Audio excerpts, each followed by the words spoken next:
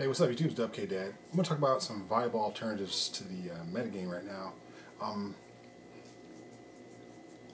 with Shadal's out, it's really difficult to play fun, spammy decks. Whether it be something like Junk Doppel or Yang Zing, Psychics. Any of the tier 5 type decks that you just want to mess around with. You don't even get to play Yugioh half the time.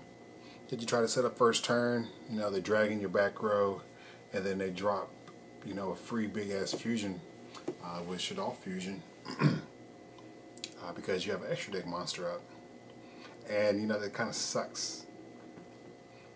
So I've been looking into ways to build decks without having big ass monsters that don't come from an extra deck. Right now I'm working on Agents, and I know Agents is kind of a slow archetype, but the idea that you can inherently drop Hyperions, Christias, even Blackluster Soldier, that intrigues me. All those guys run over Winda. With Christia on board, they can't even drop Winda or Construct or do any other plays.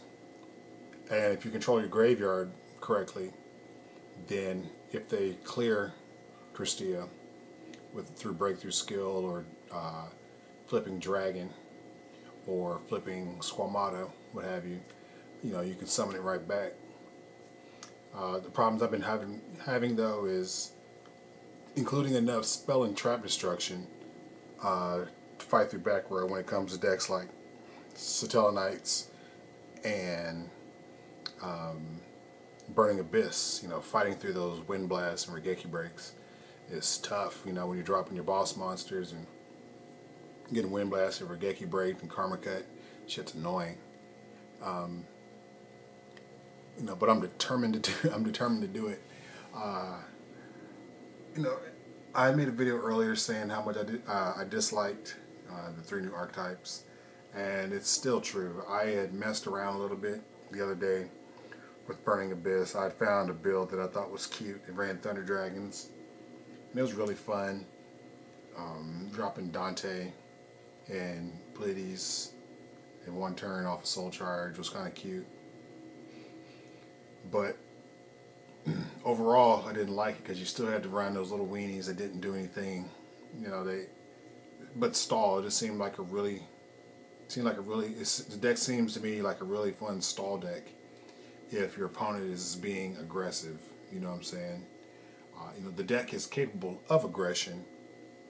Granted, you draw the right amount of cards, and if you have supply unit out while you're drawing a bunch of cards, those cards don't really do anything in your hand immediately. You could draw all the Wind Blasts and stuff in the world, but you have to set those and everything and wait a turn to get any value out of them. You know what I'm saying? So it seems to me like the deck is really good disruption. When you build it that way, it's more based towards disruption and control. And I don't want to run a deck that necessarily wins with traps. I want a deck that wins with monsters. I like big monsters. I want to attack with big monsters. I want to run over other people's monsters with my monsters. I want my monsters to eat up back row and then still live. That's why I've always liked Hieratics, and that's why I like Dragon Rulers, and that's why I like Teledad, because your monsters just eat through back row and they just keep coming and keep coming. And I feel like with Agents, some variant I can build with Agents, just dropping big ass Hyperion and running through shit just sounds so fun right now. Of course, there's the problem that Vanity's Emptiness rapes you. You summon your Earth. Earth obviously gets his little ass ran over. Then what? They flip Emptiness in your standby. You have to have the MST because you can't do anything. I opted not to run Venus or the Shine Balls because drawing vanilla monsters suck in every deck. Not named. Evil Swarms. Heliotrope's not too bad to draw because he's 1950. and you can do stuff with 1950. But 500 level 2, you can't really do too much with the level 2 500 attack vanilla.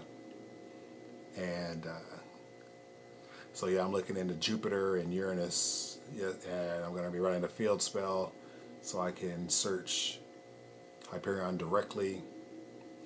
I can special summon Uranus directly, off a search.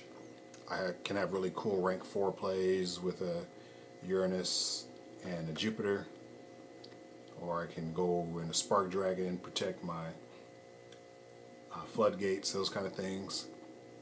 Oh, just something to do, because I'm really waiting for heroes to come out. Every day that passes by, I'm looking at my shiny D-draws and maliciouses and my super rare diamond dudes, and I'm just like, oh man, one day Dark Mist will be available. I have my foreign Armageddon Knights, and I can't wait to summon Armageddon Knight, send Dark Mist, search malicious, play Destiny Draw, set my Call of the Haunted and my mass change, because I got my super rare mass changes.